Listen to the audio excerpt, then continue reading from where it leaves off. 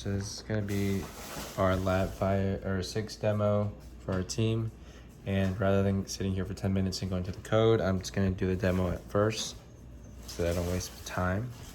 Right now, the program is running. There's nothing going at the moment. I'm gonna go through line by line first to show that it works, and then I'm gonna run it through all at once. So this would be for the first line. ¿Me puedes ayudar? Agarra más el teléfono mientras yo lo muevo. Okay. Okay, so this is gonna be the first line, and we're gonna go ahead and move it.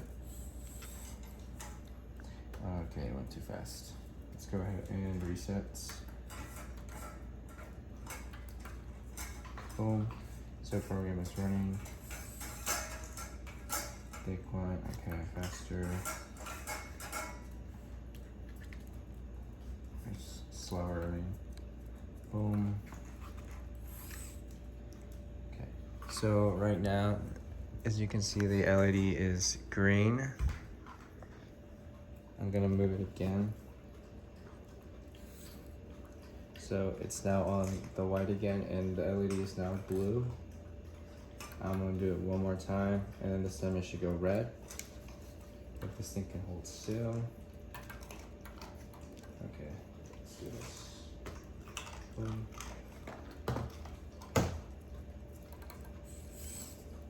Okay, and it's now gone to red.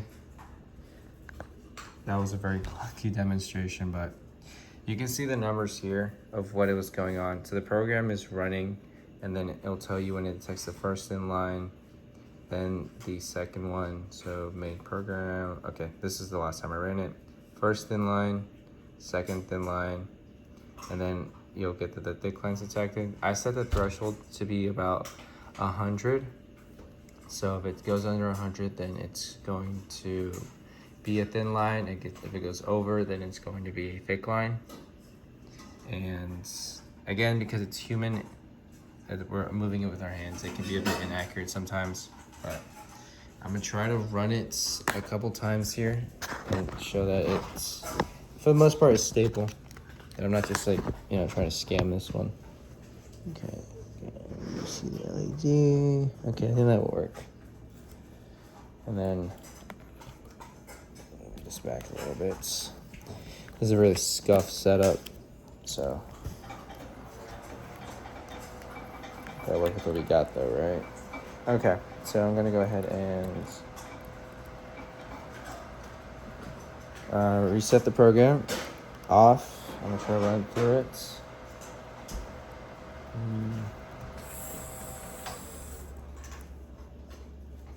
And I think it just detected all thick lines. So, okay. Let's not do that. Let's reset. Let's go ahead and clear the buffer so it's easier to read.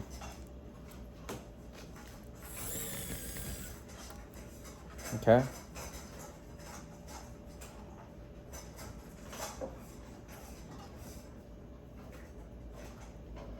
Okay. I'll go ahead and do it again. So, interesting. Okay, so it looks like I'm getting a lot of light.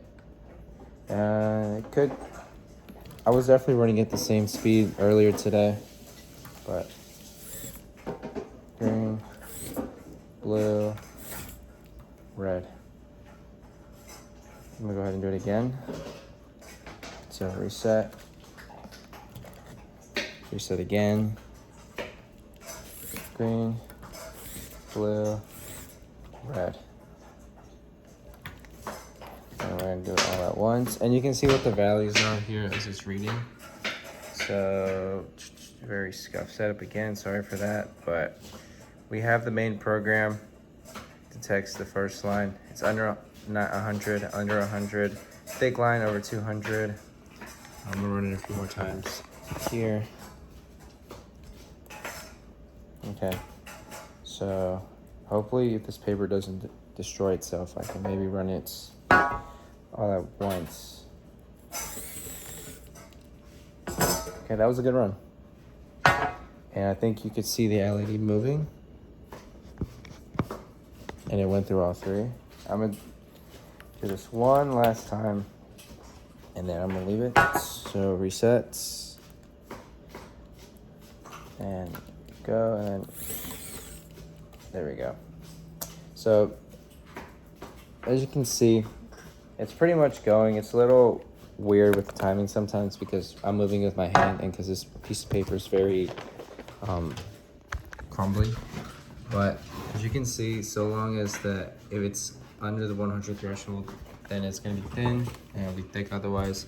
So now that I've done that, let me go and show you the actual code, what we have going on. And I think the easiest way would probably be to show you through just the code itself. I'll go all the way down. So these are all the included files that we needed. These are all the functions, and I'm just gonna go through them one by one when I get to them. So peripherals, we need the UART0 to communicate to the tera term. GPIO-A is used for the UARTs. We don't really need the timer, that was more for testing. Timer 0 is the one that we're using. And then port F, port E. Tera term initializer, just get the tera term to run. You have the timer 1, we don't really use this, it's just in there. The interrupt, we don't use. Timer 0, so we configured one wide timer. It's gonna be 64 bits, so rather than having to deal with the subtraction, it can just go on forever, and that's what we used. We have our pin interrupts, which is gonna be for the light reflectance sensor that will handle the interrupts. Set it to a falling edge and enable the interrupts. I'll go into this custom file here and go over the interrupts and semaphores that was set up. So the handler itself is going to clear the interrupts. It's going to get the value in end time. Then it's going to get the value for the elapsed time. These are all in 64 bits. Then it's going to check. Our threshold was about 28,000. So to be safe, we went down a little under, so 25,000. And if it's under 25,000, we know that it's on the whites, else it's going to be in the black. If it's on the white, then we have this Boolean, which lets you know if you're on the black or the white. And what it's used for is basically letting you know that you're making a transfer from black to white. And if your thing is already black and you go into this elapsed time under 25K, basically saying you're on a black line, now you're on the white one. It means you're done counting the lines. So our line counter, we set the threshold to about 100, and it'll let you know if it's over 100, you detected a thick line. If it's under it, you detected a thin line. So that's what this if else statement is for. Within the else statement, obviously this one creates the red LED. This else statement is gonna do the green and the blue. So we have another flag for the thin line. And the first time it gets detected, it's gonna create the green and set the flag. And then once it's true, then it'll do the blue one. It's the second line. If it doesn't go into the, I believe it doesn't go into here. Yeah, if we don't go into this black flag, meaning we're still on the white, you're just going to add, oh, hold on. Sorry, let me double check this here. Okay, yeah, our else statement.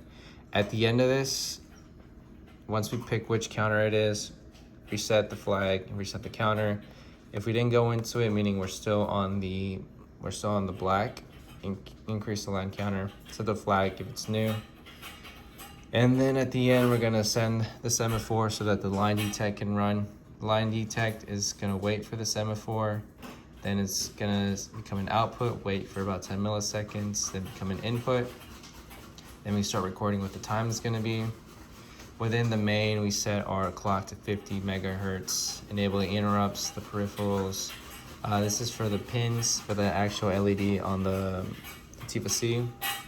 Then we set our functions, we initialize them, let the program know it's running by doing that. Then we called our BIOS. And then let's go ahead and open that guy up.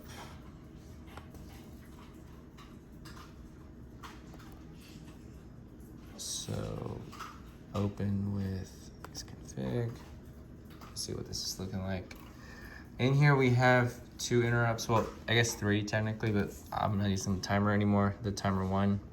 So, sorry, it's 1 interrupt and 1 semaphore.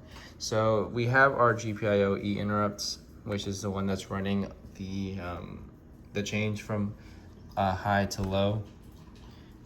And this is just an interrupt setup, and the priority for E, the port F, we're running on E2 for their pin use, which is the white one. I want to show you, but if this takes too long, I might just not. Okay, yeah, interrupt number 20. And then our semaphore is used for switching between line detection task, and there it is. And that is our project. There's our Lab 6.